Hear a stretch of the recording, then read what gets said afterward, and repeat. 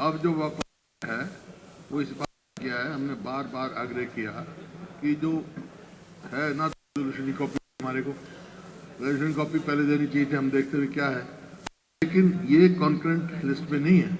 Electoral reform जो है parliament के, स्टेट लेजिस्लेचर के, प्रेसिडेंट के इलेक्शन के, वाइस प्रेसिडेंट के इलेक्शन के, केवल जो है इलेक्शन कमीशन जिम्मेवार है, वो यहाँ डिस्कस नहीं कर सकते, ना तो डायरेक्शन दे सकते हैं इलेक्शन कमीशन को, ना और कोई कार्य कर सकते, ना सुझाव दे सकते, समझे ना।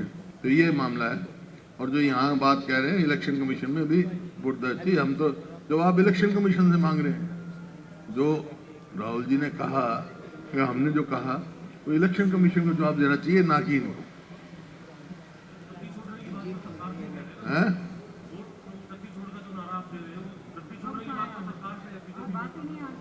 आज तो रेजोल्यूशन की बात थी, रेजोल्यूशन की बात थी।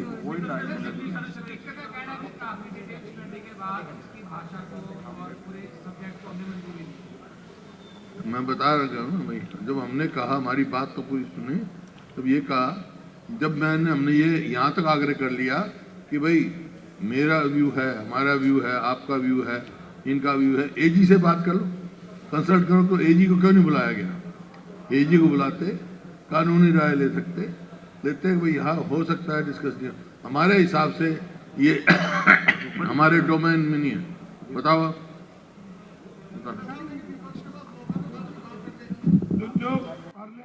Under rule 84 rules and procedure of Haryana Vidhan Sabha, speaker साहब ने एक रेजोल्यूशन एक्सेप्ट किया जो कि उनकी जुडिक्शन नहीं है, क्योंकि जो विधानसभा है वो सबऑर्डिनेट लेजिस्लेशन नहीं है पार्लियामेंट का।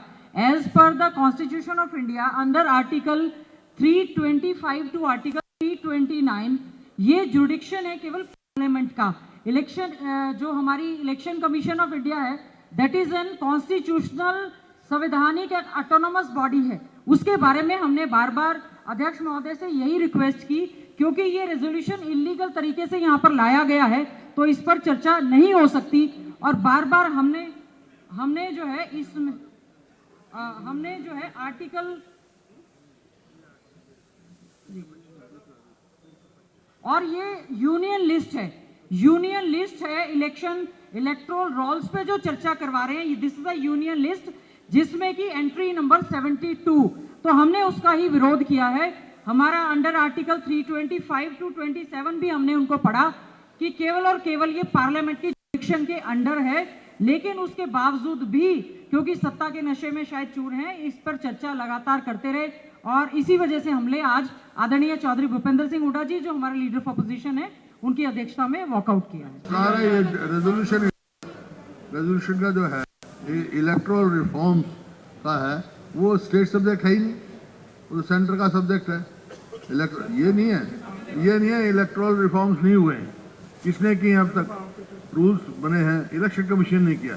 पहले मशीन से नहीं होता था, मशीन से शुरू हुआ, कोर्ट में केस गया और 2013 में ये कोर्ट ने फैसला कराया, वीवीपैट लगाया।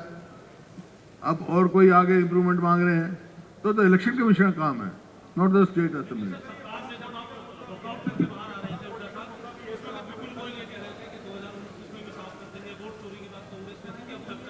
चलो उनको तो कहो, वो उन्हें जो कहा था रिग्रेट कर दिया।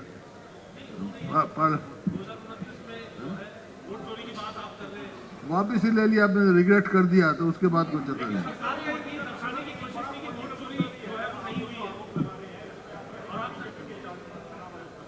अब मैं तो कह रहा हूं और इसी वास्ते इलेक्शन कमीशन से हम जवाब मांग रहे हैं, राहुल जी ने भी मांगे, लेकिन इलेक्शन कमीशन ने कोई जवाब नहीं दिया।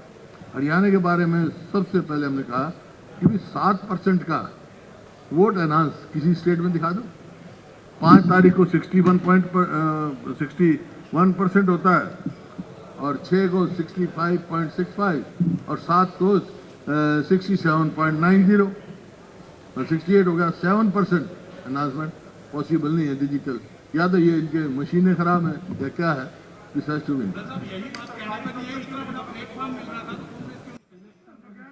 तो इनका परव्यू नहीं भाई। चलो कोई बिल्कुल क्लियर कर देता हूँ, हम किसी हालत में कोई चर्चा से नहीं भागे।